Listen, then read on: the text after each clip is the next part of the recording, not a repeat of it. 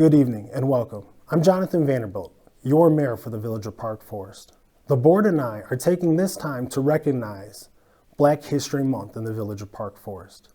I'd like to start off with telling you the history of our first African-American female clerk for the Village of Park Forest, Dawn Robinson, as well as Ron Bean, the first African-American mayor for the Village of Park Forest in 1974.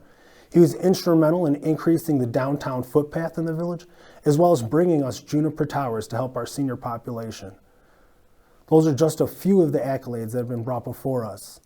I'd also like to tell you of what's happening now in the future. Village officials and the Commission on Human Relations have worked to continue the legacy put before us by Mayor John Ostenberg and the previous board for the rededicating of Confederate street names. Over a multi-year period, village officials have engaged in a process to decide what to do with several street names in Park Forest with ties to the U.S. Confederacy.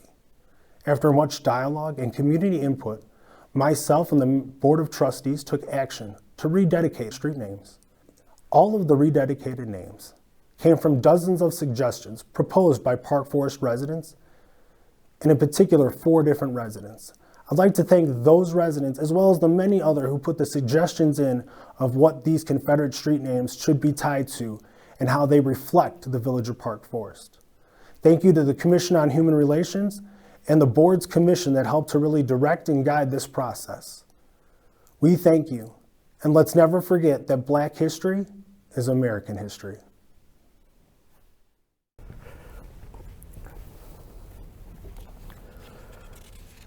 The saying goes that Rome wasn't built in a day. Likewise, addressing issues of racism, institutional barriers, cultural bias, insensitivity, etc., does not get reconciled in a day. In August 2014, Michael Brown Jr., an African American, was fatally shot by a Caucasian police officer in Ferguson, Missouri, a suburb of St. Louis.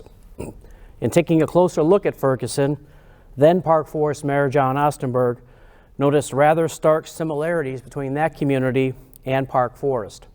For example, Park Forest had a population of approximately 22,000 residents.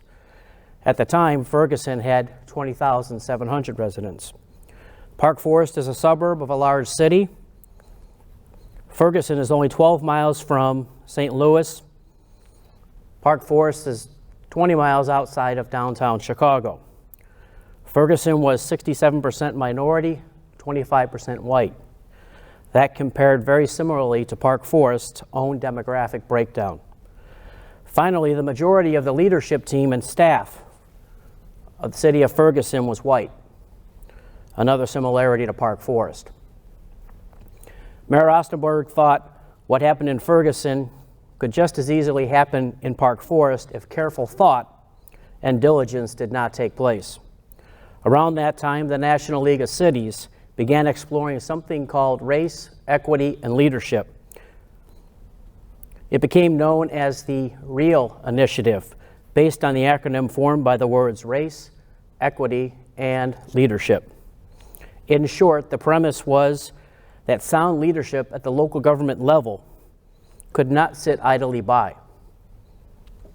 While Park Forest had a storied past of diversity and inclusion, dating back to the 1960s, it could not rest on its laurels. As such, he set forth on a charge in August 2016 where he asked Park Forest as an organization to aggressively explore obstacles to racial equity that may be present in our village.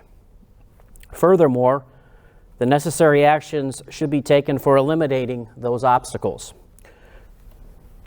As part of the REAL Initiative, several committees were established, including a steering committee and several subcommittees that took a very close look at village policies, programs, and procedures.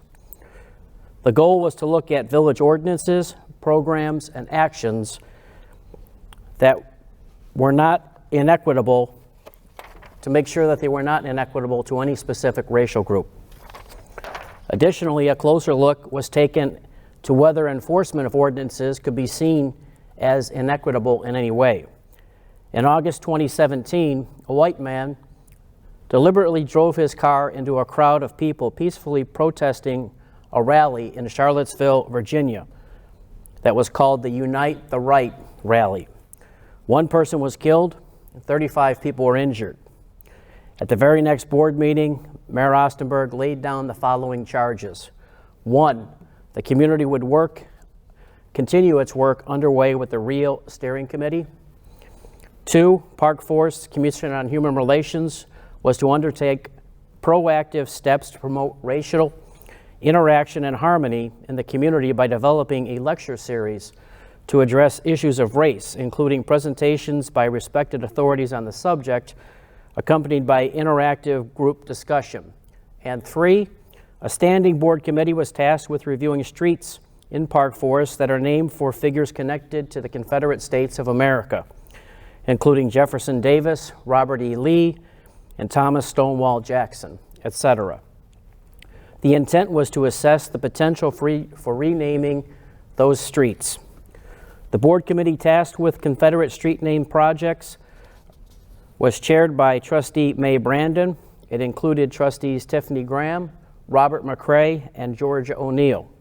This committee set upon its work to understand what the community perspective was on the topic of Confederate street names.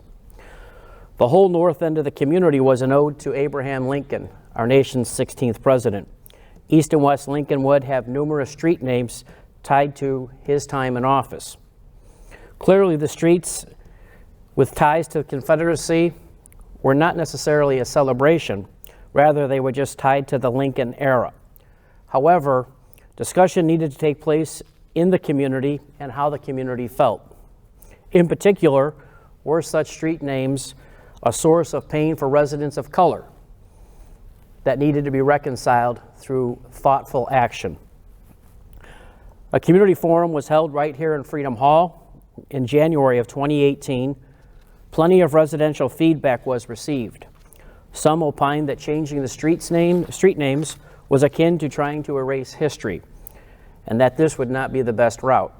Others suggested that street names should be totally changed altogether. After careful consideration, the committee ultimately determined that it would be better for the rededication of street names for other honorary ties than to totally rename them. This was because strong consideration needed to be given to the cost and logistical impacts for residents who live on the corresponding streets. They would be the ones who would have to change the legal documents such as estates, property titles, wills, bank accounts, etc. Plus, they'd have to alert all of their contacts that they'd have a new address going forward. Fast forward to 2021, when a follow-up board committee sought to develop a way to implement the honorary street name approach. The project was publicized to the community. Dozens and dozens of recommendations were received. However, the committee had to take a closer look at the recommendations so that they could keep the name of the streets while changing the honorary emphasis.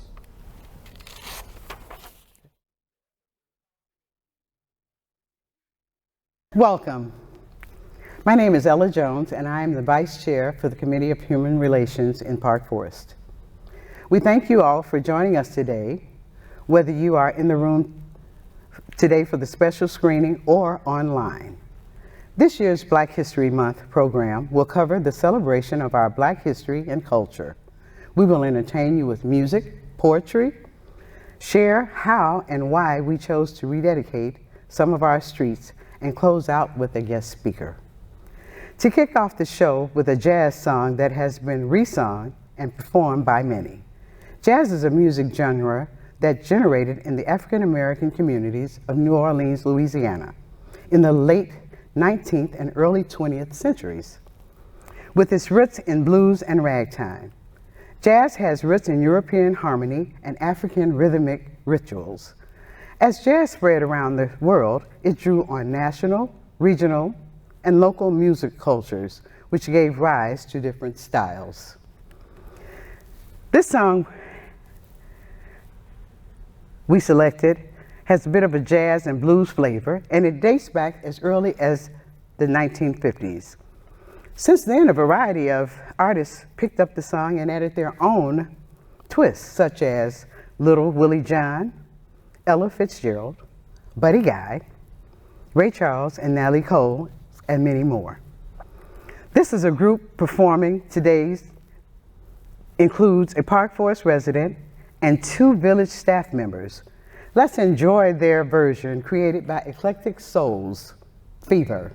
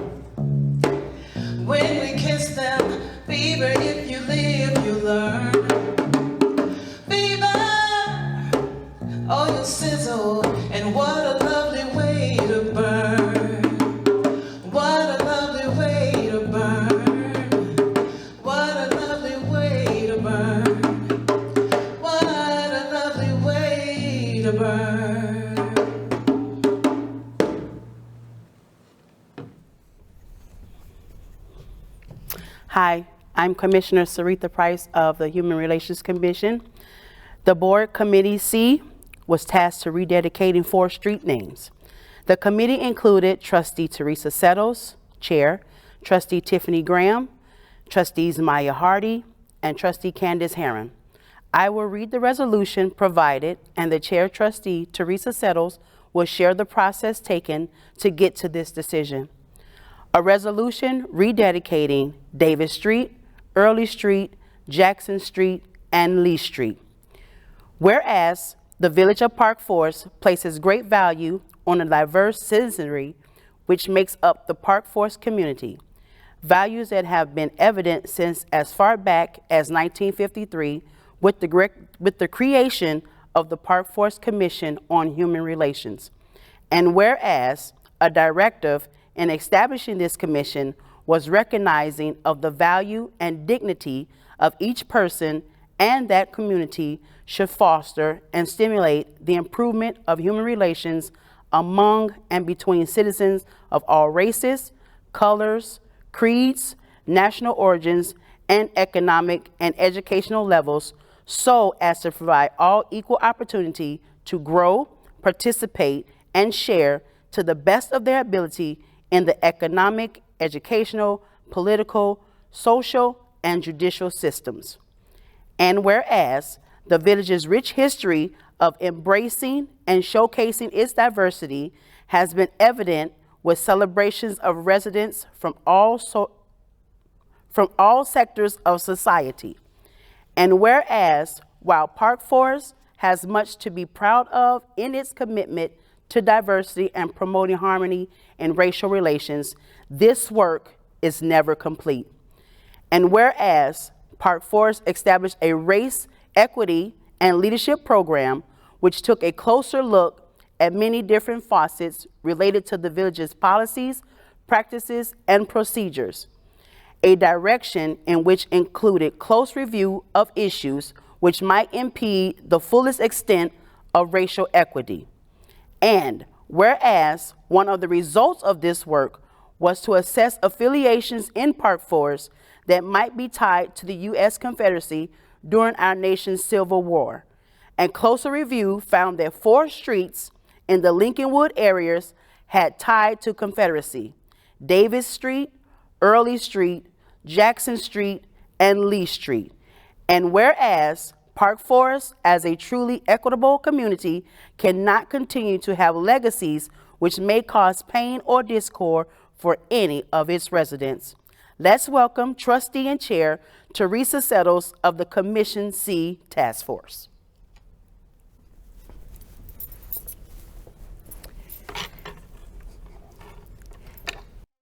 Hello, my name is Trustee Teresa Settles, Chair of Committee C. The committee held its initial meeting on October 13, 2020, and met 5 times in total. At the outset of its review, the committee determined that it would focus on the Confederate street names issue and not on issues related to parks. Confederate street names due diligence covered by a previous board committee in 2017-18 was reviewed. From there, the committee discussed approaches to obtain suggestions from the residents on what names could be considered for rededication of Davis, Early, Jackson, and Lee Streets. To do this, narrative was developed for inclusion in the December water billing insert. The details were also posted on social media and the village website. The community outreach resulted in approximately 50 suggestions. The overwhelming majority were submitted in email, with a few coming from social media. While there were a lot of resident suggestions, nearly 70% of them did not relate specifically to Davis, Early, Jackson, or Lee Streets. However, there were some very good ideas with the suggestions that corresponded to the streets with Confederate ties. After much discussion, the group determined the following. Finalist suggestions to be considered for Early Street included professor and essayist Gerald Early, gospel jazz singer and actress Delarice Della Early.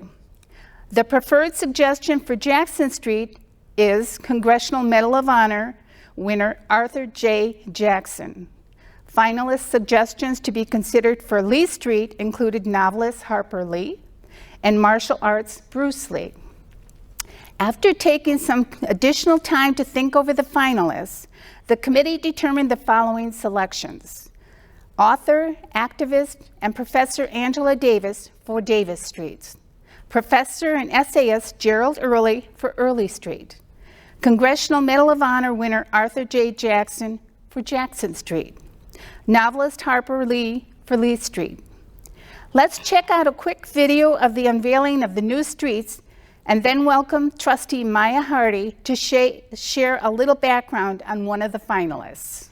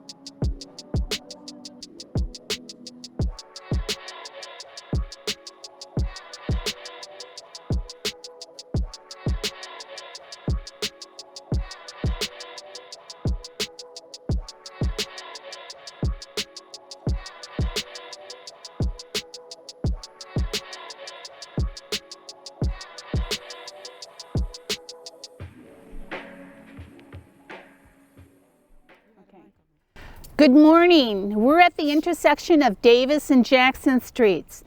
Thank you for joining us today, Tuesday, February 15th, 2022. And I am Trustee Teresa Settles, Chair of Committee C for Street Rededication. As the Village of Park Forest continues the legacy to fight for racial equality, a committee was created including myself, Trustee Teresa Settles, Trustee Tiffany Graham, Trustee Maya Hardy, and Trustee Candace Herron. With this committee, we were assigned the task of rededicating street names of Confederate generals and slave owners from the early village founders. After much discussion, input of the residents, and research, the decision was made to change 4 streets: Davis, Early, Jackson, and Lee Street. We would like to share with you today our first 2 rededications of Davis Street after the author, activist, and professor Angela Davis.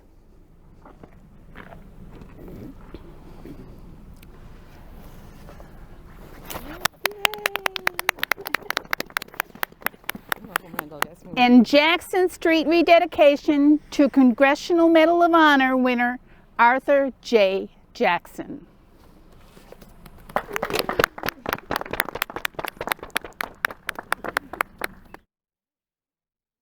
Thank you. I'm Trustee Joe Woods, and I'm here to share with you the rededication of Lee Street to novelist Harper Lee.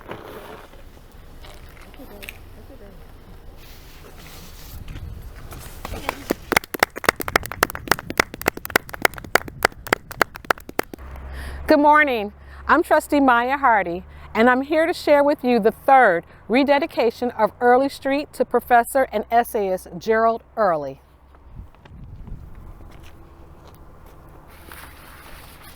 All right. Yay.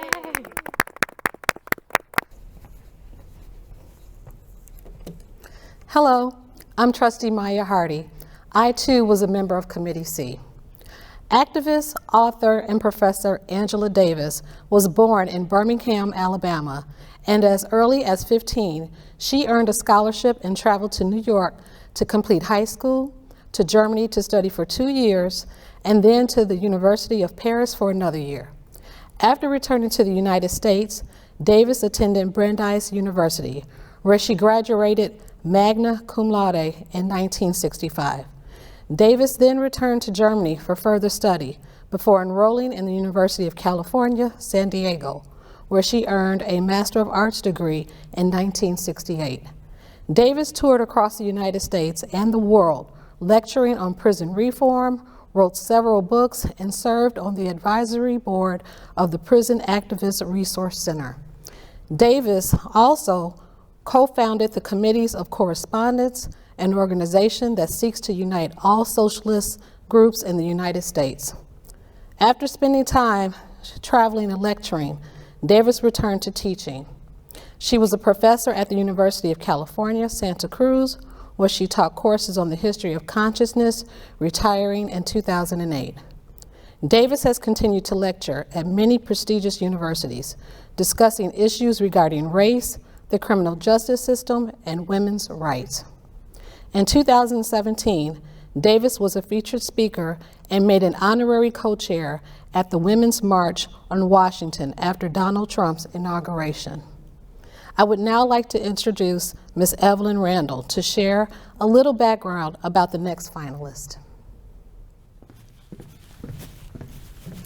Hi, I'm Evelyn Randall, and I will talk about Gerald Lynn Early.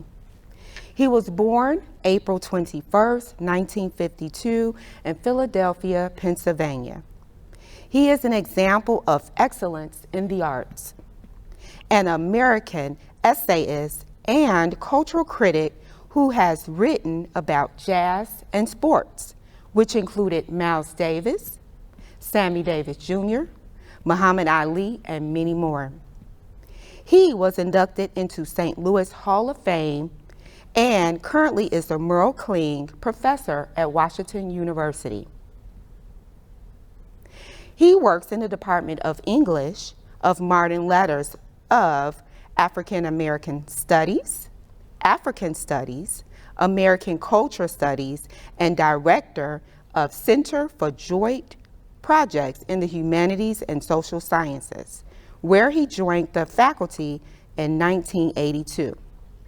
He is the author of several books, including The Culture of Bruising, Essays on Prize Fighting, Literature, and Modern American Culture, for which he won the 1994 National Book Critics Circle Award for Criticism, to name a few. He served as a consultant on Ken Burns' documentary films on baseball, jazz, Jack Johnson, World War II, and the Roosevelts. He was elected a Fellow of the American Academy of Arts and Science in 1997, and he has served as chair of the Academy's Council. In August 2013, President Barack Obama appointed Early to a 5-year term as a member of the National Council on the Humanities. Now, please join us, Commissioner Sarita Price, as she gives background on our next finalist. Arthur Jr. Jackson was born October 18, 1924, in Cleveland, Ohio. Jackson was 15 when his parents moved to Portland, Oregon, where he finished his education at Grant High School. He worked as a civilian for a Navy construction company in Alaska before returning to Portland and officially enlisting and being assigned to the 1st Marine Division. Captain Arthur Jr. Jackson was a United States Marine who received the Medal of Honor for his actions on Peleliu during World War II. At the age of 19, Private First Class Jackson single-handedly destroyed 12 enemy pillboxes and killed 50 enemy soldiers. He was also the last surviving recipient of the Medal of Honor from the Battle of Peleliu. He served with the U.S. Army during the Korean War before returning to the Marine Corps. He again served with the United States Army Reserves until retiring as a captain in 1984. He was presented the Medal of Honor by President Harry S. Truman at a White House ceremony on October 5, 1945. For our final selection, let's welcome Trustee Joe Woods. My name is Trustee Joe Woods. Our Board of Trustees has chosen novelist Harper Lee to rededicate Lee Street. Lee was born on April 28, 1926, in Monroeville, Alabama.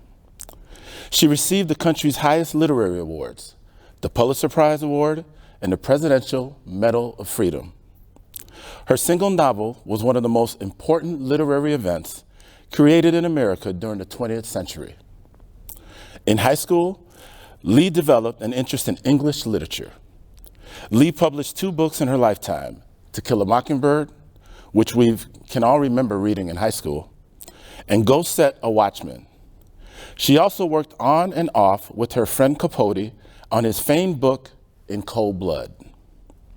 In July 1960, To Kill a Mockingbird was published and picked up by the Book of the Month Club and the Literary Guild. A condensed version of the story appeared in the Reader's Digest magazine. The following year, the novel won the prestigious Pulitzer Prize and several other literary awards. A classic of American literature, To Kill a Mockingbird has been translated into more than 40 languages, with more than 1 million copies sold each year. She also accepted a post on the National Council of the Arts at the request of Lyndon B. Johnson. Active in her church and community, Lee became famous for avoiding the spotlight of her celebrity. She would often use the wealth she had accumulated from her success to make anonymous philanthropic donations to various charitable causes. In November 2007, President George W. Bush presented Lee with the Presidential Medal of Freedom for her outstanding contribution to America's literary tradition at a ceremony at the White House. Hi, we have a treat for you. Trustee Joe Woods was appointed as the Park Forest Poet Laureate. He was appointed in 2005. He served as a trustee for the Park Forest Public Library Board for 2 years and currently on the board today. He is here today to share a poem with you that shows his talents that speak on how our culture, history, and change.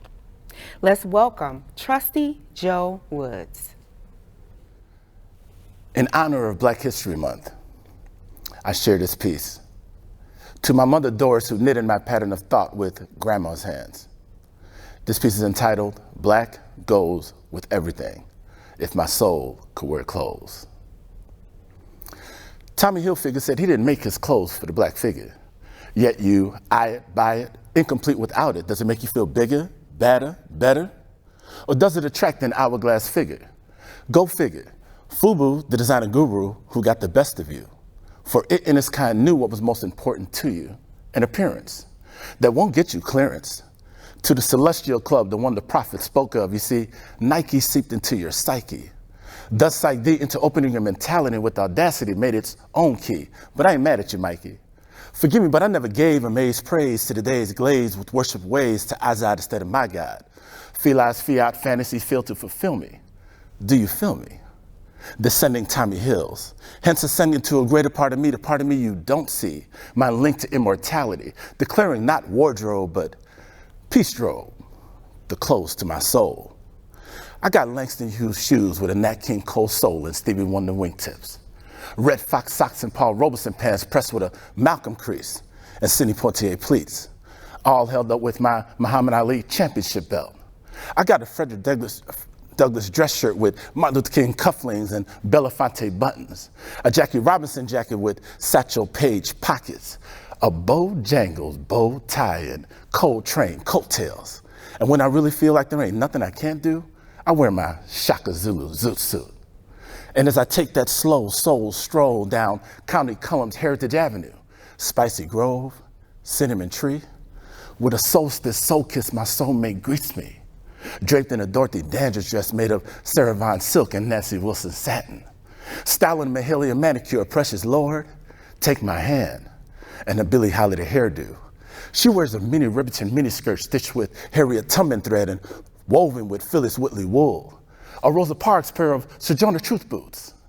Tammy Terrell tights, a Tina Turner tank top. She wears a Pamela Greer, sheer brassiere, and a Diane Carroll corset that shines with the eloquence of Diana Ross gloss. And when she takes me to the higher place, love, to the superlative case, she wears Nefertiti panties trimmed with Lena Horne lace. Oh, those old souls that sold my soul. With needlework wisdom, they embroidered examples and knitted knowledge, macrame minds, quilted quotes, and hemmed hopes. Tommy, molehill, about nothing you are much ado, donning your red, white, and blue. It was never really about you. Go figure. I'm here to introduce our guest speaker, Dan Duster, who is a motivational speaker and facilitator. He is known as Dan Duster, the Barrier Buster, helping people obliterate obstacles on their path to prosperity. He influences people across the nation by showing them how to develop their leadership skills, communicate effectively, and realize their potential. Audiences are also inspired by the story of the struggles and triumphs of his great-grandmother, Ida B. Wells. Dan tells people how to develop those same leadership skills in order to overcome obstacles and stand up against injustices in the workplace, schools, and communities. He helps organizations succeed by conducting strategic planning and effective communication workshops to help everyone pursue the same target and to make uncomfortable conversations feel cozy. Dan has owned his own company for the past 18 years and has worked for companies that include IBM, Coca-Cola, and Verizon. He was selected several times to be in Who's Who in Black Chicago and was recognized as one of the Men of Excellence by the Chicago Defender. Dan has spoken at the U.S. Senate and appears on NBC, Fox News, BBC.com, CNN.com, in the Chicago Tribune, the Washington Post, and many other stations and publications. Dan leaves audiences feeling confident, motivated, and ready to take on the world. So without further ado, I'd like to introduce Dan Duster. Thank you for that wonderful introduction. Again, my name is Dan Duster. I am a descendant of Ida B. Wells. She is my great-grandmother. One of the first questions that people want to know is, what's the lineage? So Ida had 4 children, the youngest one being Alfreda. Alfreda had 5 children, middle one being Donald, and Donald had 3 children, one of them being me, Daniel. So it is an honor and privilege to be here today and to speak to you about why change is necessary. And I'll talk about Ida B. Wells and things that she did, incorporate some of my personal life experiences, and talk about why change is necessary. You know, we've got to have change. That change is progress. If everything stayed the same, there would be no progress. So we've got to have change. So talking a little bit about Ida, again, she was born into slavery, born in Holly Springs, Mississippi in 1862. Both of her parents were slaves, and her parents had, as all people's parents do, had a big impact in her life. So her mom was a slave who was imported from Virginia, and her mom's family was sold off into slavery, and that affected her mom. So her sisters were sold off into slavery, and she never saw some of it again in her life. Her dad was the product of the slave master going into the slave quarter, so he was a mulatto. He was also treated differently as a result. So it was Jim and Lizzie Wells. And so, again, Holly Springs, Mississippi, she was the oldest of 8. Another of her siblings passed at an early age, so really the oldest of 7. But the first thing her parents did, they were very involved in the community, all about education and making progress. And so when slavery ended, then, you know, Ida was the oldest, so they sent her to school, and Mom went to school with the Ida and then eventually the other children until Mom could read and write, and then just sent the other kids to school. So again, education being important. Her dad was very involved in the community and very active as far as voting. And so again, if you recall, after slavery, blacks got the rights to vote. And so he exercised the right to vote, and then he owned a property where a racist white man owned the property. So he didn't own the property, he lived in a property where a racist white owner owned the property. And he told Jim, he's like, look, don't vote, or here's how you should vote. So if you vote or vote different, I'm gonna kick you off. So Ida's father was like, well, I'm voting.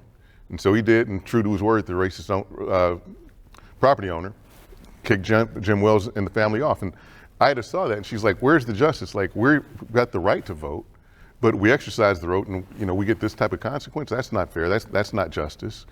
And so she had a lot of experiences of injustice in her life, as there are injustices that were prevalent throughout the United States and especially the South. So other things that helped Ida prepare for what she did in life, because she could read and write, her father was involved in the community, he'd have her read newspapers or other periodicals to other black people in small groups. They'd have, you know, small group meetings or town meetings or whatever, because most black people, a lot of people in general were illiterate, but black people especially, because we couldn't go to school. So Ida would read to the crowds. And so that improved both her reading ability and her speaking ability at a young age. Again, she continued her education. In 1878, yellow fever went throughout the South and killed tens of thousands of people, including both of her parents and another of her younger siblings. So it was Ida and 5 of her younger siblings at this point. And so there was a discussion with the family about what to do with all of the children. Like, Ida can take care of herself, or she won't be much of a problem for somebody else to take care of her. And so there was discussion, okay, we'll put these 2 children here, these 2 children with this other relative, and then one was a special needs. And so debating about what to do about that. And Ida was like, look, no, I want to take care of my family. Again, going back to her mom's experience with having her family separated, Ida didn't want that to happen to her family. So at the age of 16, she was like, look, I'm taking care of the family. And so she actually did that. The family agreed. So folklore has it that there was a shotgun on the mantle, and Ida was like, look, I'm taking care of my family. And the family's like, oh, why didn't you say so? Like, you should have told us sooner. So with that, she got a job as a school teacher because she was educated, and she would commute.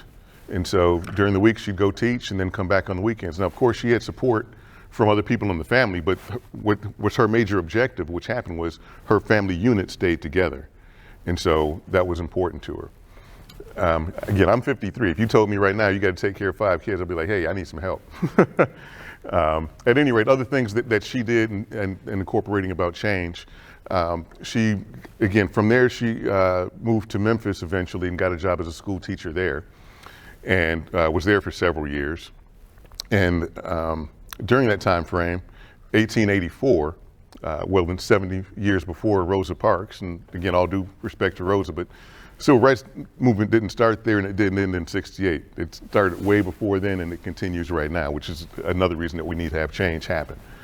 So Ida was on a ladies' car, which was a first-class ticket, and the conductor said, you know, it was getting overcrowded. He's like, look, you're gonna need to move and go to the smoking car, which is where the black people could go with no problem. But she's like, well, no, I've got a first-class ticket here and I'm a lady, so I'm staying in the ladies' car. And Ida was a distinguished, elegant, classy woman. And, you know, in a dress, very, very well dressed. And the conductor was like, look, you've got to go, and put his hands on her. So supposedly she bit him, which she wrote, and drew blood. And he's like, okay, look, I got something for you. So he went and got 2 other men, and they forcibly removed her from the car. I mean, fight. Clothes torn, she had scratches and bruises. And she was a petite woman. She was like literally barely 5 foot and about $105. And it took 3 men to forcibly remove her. And so when they threw her off the train, literally the other passengers cheered. And she was like, no, I'm going to do something about this. And what's good about Ida is that she always made the problem bigger than herself. So it wasn't her against the conductor. She made it her against the railroad. So she sued the railroad 1884 and won. A black woman sued the railroad in 1884 and won.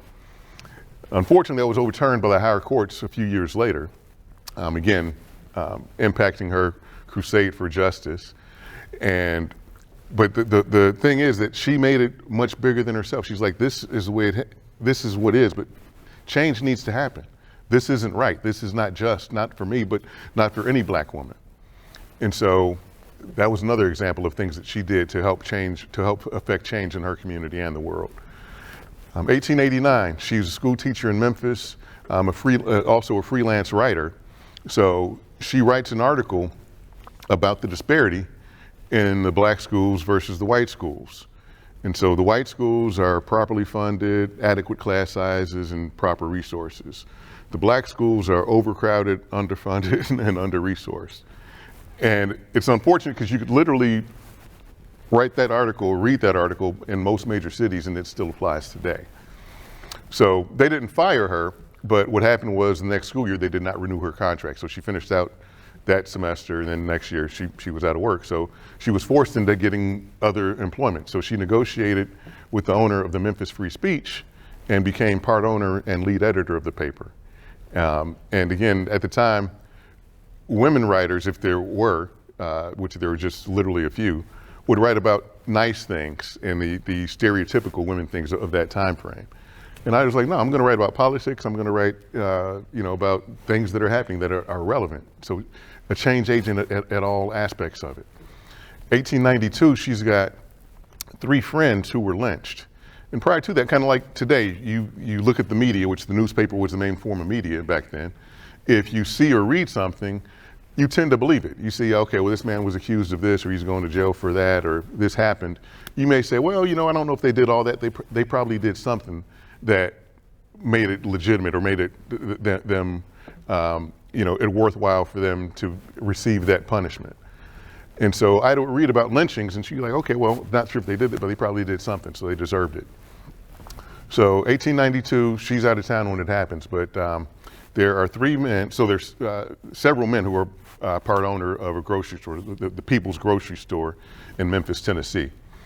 Her 3 friends, Calvin McDowell, Will Stewart, and Thomas Moss, she was so close to Tommy, she was godmother to his child. So she was like tight and best friends with his wife as well.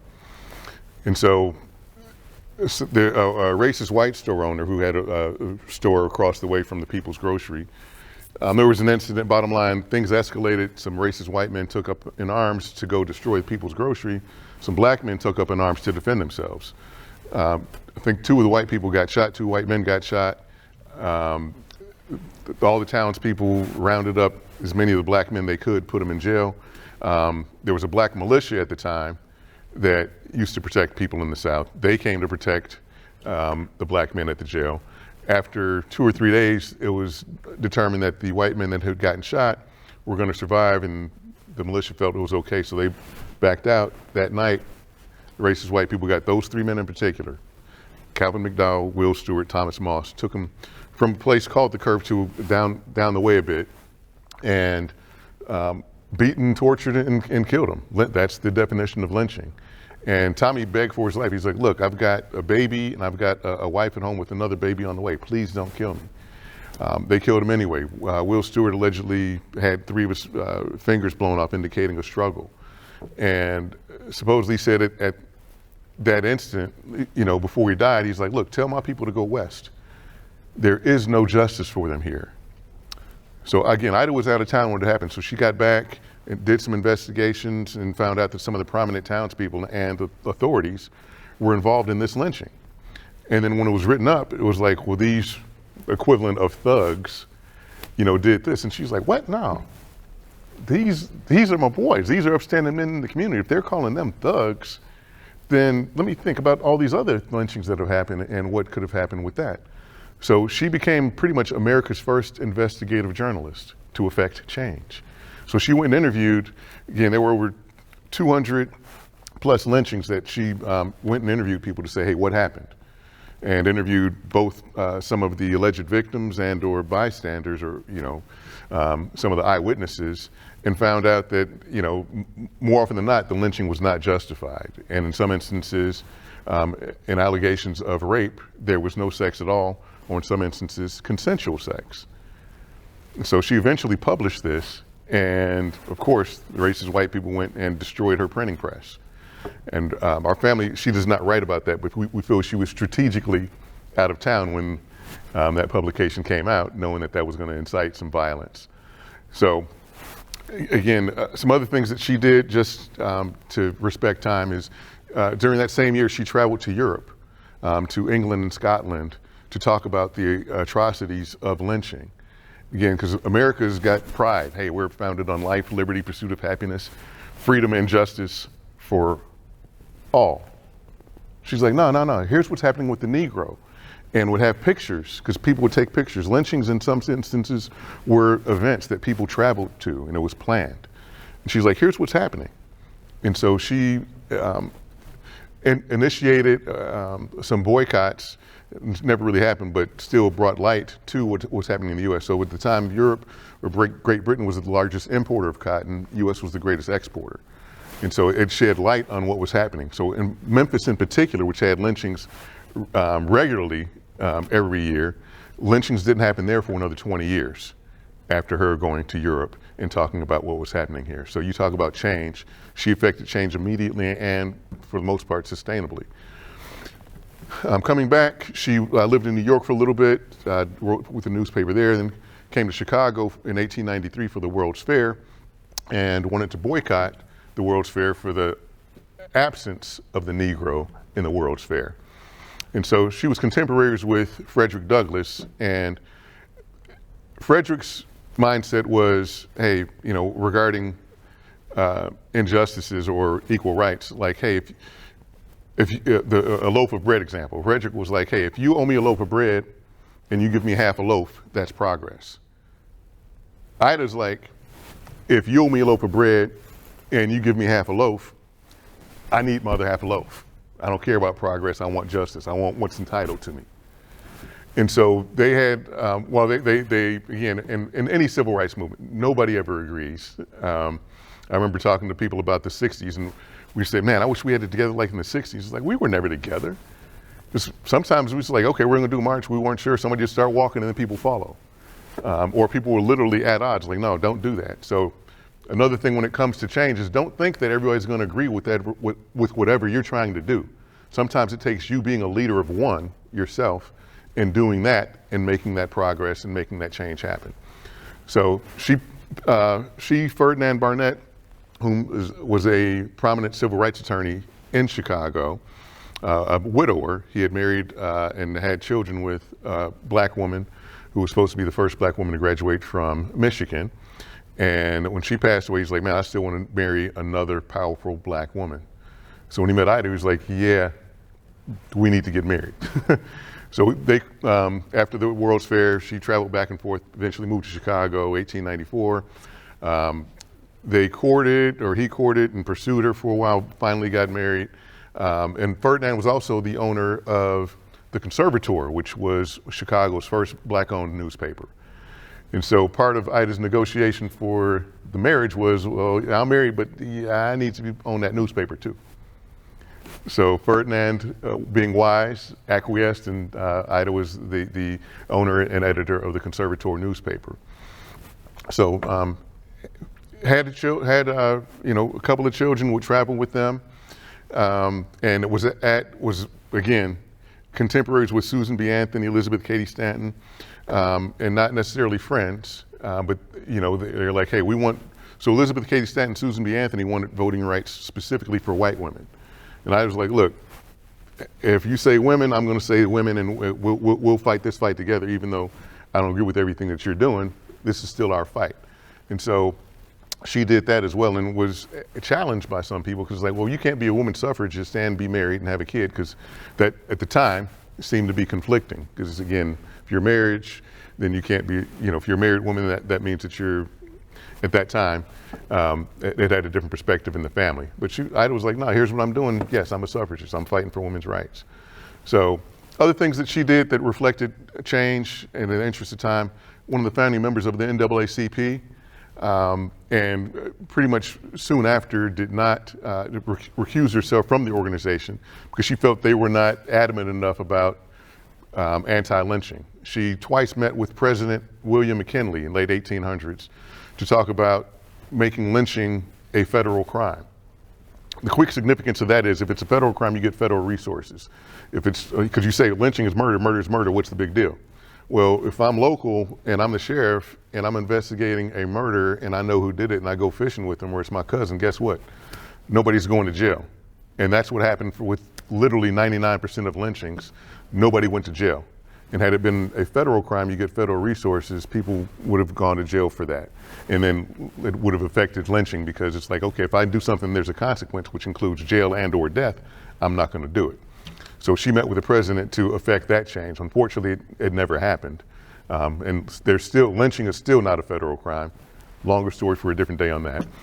But other things that she did, again, with the NAACP, she started the first black kindergarten, or first kindergarten for black children in Chicago, and a number of other things. So saying all that to say is that when you talk about the need for change and having the mindset to affect change, it's not easy. It's not natural. You may be at odds with others, but you still got to do it. You still have to do it. I mean, our country is absolutely wonderful. I'm proud to be an American, but we've got a racist, barbaric history. And we've got a lot of problems that are still around. And a lot of things have changed, but some things haven't. And we still need to be vigilant and adamant about making change. Again, I look at where our country is right now, and I think with the combination of which is the highlight and the continued release of videotapes for George Floyd, Ahmaud Arbery, Breonna Taylor, and others that have happened in the past couple of years, it's shed light that, wow, there's still so much racism in our country and we need to do something about it. And I applaud the people, especially what I'll use air quotes to say good white people, because we can't have positive change, or we can't have change in this country without a majority, right? And blacks don't make up a majority. We're 13%, give or take. So we need others. We need good people, good white people, good black people, good Hispanics, good Asians, everybody to realize, hey, this is a thing in our country. We all need to be involved with it. And so, especially when it comes to this and race relations, we're at a pivotal point, and we've had a tipping point that we can leverage to advance things. So the number of marches that we've had and the solidarity that's been shown for not the Black Lives Matter movement, but that all lives matter. And if all lives matter, then if something's happening to a black person the way it is, we realize this shouldn't happen to anybody in America. And we need to continue that. So I've got one of my friends who I jokingly call one of the angriest and one of the most well-informed black men I've ever met.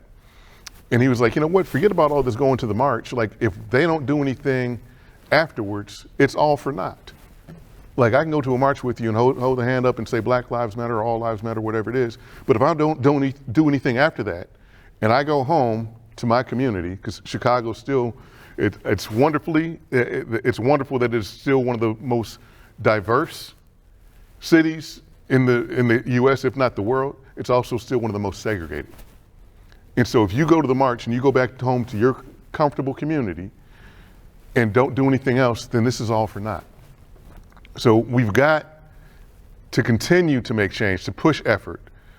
I was just having a conversation with a friend of mine about business opportunities, and I'm starting to flow. And if I don't know if you remember the old water well, where you got to pump it for a while before you see the water flowing, and then you got to keep pumping. So right now, to me, our country's at that point where we've primed the pump and we've got a little flow. We got to keep it flowing. We got to keep it going. We got to keep up that effort. We can't stop. We can't say, okay, man, that flowed a little bit, now we're done. It's going to dry up. It's going to dry up. We're right at an outstanding opportunity for change. We've got to take advantage of it. So, a couple of things, just commit to doing whatever it is, something that's going to leverage something and keep the momentum going. We've made so much progress, and progress is good, but progress is not enough. So we've got to make change. We've got to make permanent change. Our country deserves it.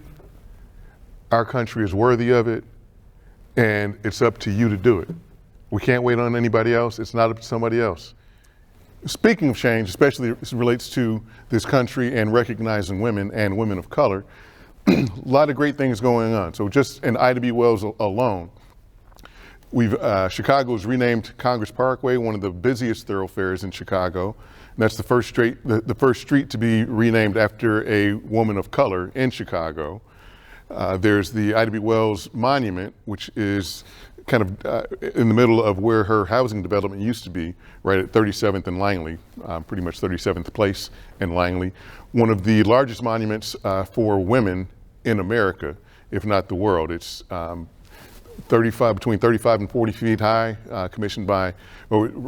we commissioned Richard Hunt to do it. And if you don't have a chance, go see it. It's absolutely magnificent. There's a marker right there at 37th and Cottage. There are schools. There's a school that used to be named Woodrow Wilson, who's known to be a racist president. The school in Portland, Oregon, that just renamed their school to Ida B. Wells. Memphis, Tennessee just did a life-size, probably slightly larger than life-size statue of Ida. School in DC renamed their school to Ida B. Wells. So a lot of positive things that are happening as far as Ida B. Wells and other women of color being named after them. When you look at streets all over Chicago, all over the country, is that they're predominantly men, predominantly white men. And it's time that we recognize women and women of color. For example, for the statues, the monuments, there's upwards of 5,000 statues or monuments in the U.S. About 8% are of women, and a fraction of that are of black women. And so it's good to see that we're starting to recognize women and women of color for change. So keep the momentum going, keep the change happening. At this time, I'd like to thank the Board of Trustees and the Committee on Human Relations for sponsoring this program. And we'd like to invite you Saturday, the 26th, to join us from 2 to 6 p.m.